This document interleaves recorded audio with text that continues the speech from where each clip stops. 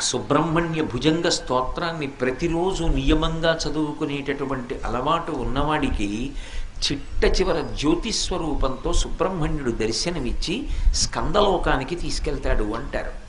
అంత శక్తివంతమైనటువంటి సుబ్రహ్మణ్య భుజంగాన్ని తిరుచెందూరు అని సముద్రపుటొడ్డున ద్రవిడ దేశంలో ఉంది క్షేత్రం. ఆ తిరుచెందూరులో కూర్చుని శంకరాచార్యులు వారు రచన చేశారు.